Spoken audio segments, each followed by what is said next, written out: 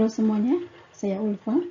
Video ini adalah video pertama dari rangkaian video mengenai penyelesaian persoalan dengan pendekatan runut balik atau backtracking. Backtracking dapat dipandang sebagai salah satu dari dua hal berikut. Yang pertama sebagai sebuah fase di dalam algoritma traversal depth first search, dan hal ini sudah pernah kita bahas pada saat pembahasan materi DFS/BFS. Yang kedua, sebagai sebuah metode pemecahan masalah yang mangkus, terstruktur, dan sistematis. Algoritma runut balik ini pertama kali diperkenalkan oleh D.H. Lehmer pada tahun 1950. Kemudian R.J. Walker, Golomb, dan Baumert menyajikan uraian umum tentang algoritma runut balik. Dan untuk video ini kita akan membahas backtracking sebagai metode pemecahan masalah yang mangkus, terstruktur, sistematis. Backtracking merupakan perbaikan dari pendekatan exhaustive search. Dan di sini backtracking melakukan pencarian solusi dengan membentuk pohon ruang status. Seperti kita ketahui, pohon adalah sekumpulan simpul dan busur yang tidak membentuk sirkuit. Jadi, perbedaan antara exhaustive search dengan backtracking adalah sebagai berikut. Kalau exhaustive search, semua kemungkinan kita eksplorasi satu persatu. Untuk kemudian kita melihat kemungkinan mana yang bisa dijadikan solusi yang paling optimal. Sedangkan pada backtracking, hanya pilihan yang mengarah ke solusi saja yang dieksplorasi. Sehingga kalau ada kemungkinan yang sepertinya tidak mengarah ke solusi, tidak diperiksa lebih lanjut. Jadi inilah yang membedakan backtracking dengan exhaustive search. Karena di backtracking ada proses pemangkasan atau pruning simpul-simpul, karena kita tahu pencariannya dengan membentuk pohon ruang status ya. Jadi simpul-simpul yang tidak mengarah ke solusi itu akan dipangkas. Inilah yang menyebabkan backtracking menjadi pendekatan yang lebih mangkus daripada exhaustive search.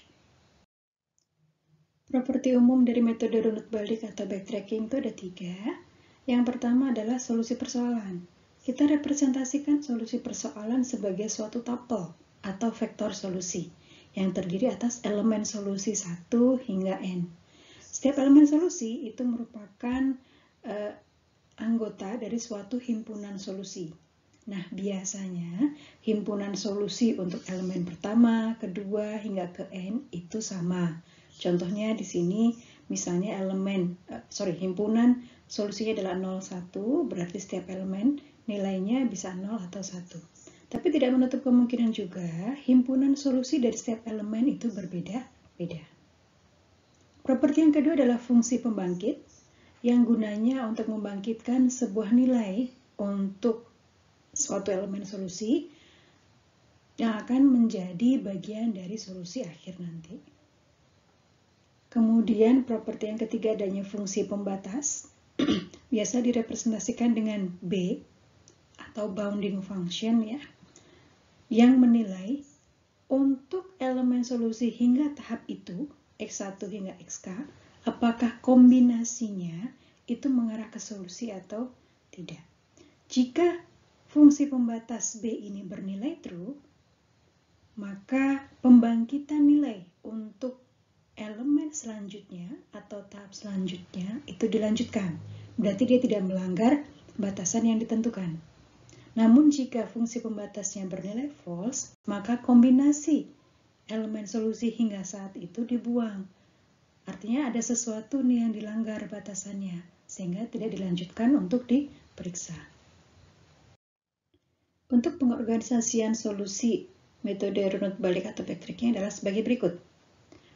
Jadi kita punya yang namanya solution space atau ruang solusi yang bersih semua kemungkinan solusi dari persoalan, dan ruang solusi ini diorganisasikan dalam struktur pohon yang disebut sebagai pohon ruang status atau state space tree. Ini sebetulnya mirip ya seperti pencarian solusi dengan DFS/BFS, kita juga menggunakan pohon ruang status. Nah, simpul itu akan merepresentasikan status persoalan, state-nya. Jadi pada saat itu elemen mana yang sedang kita periksa. Kemudian sisi atau cabang atau busur itu merepresentasikan nilai dari elemen tersebut. Ya, jika ternyata sebuah elemen dia punya 3 kemungkinan nilai, maka bisa dibuat 3 cabang untuk simpul elemen tersebut.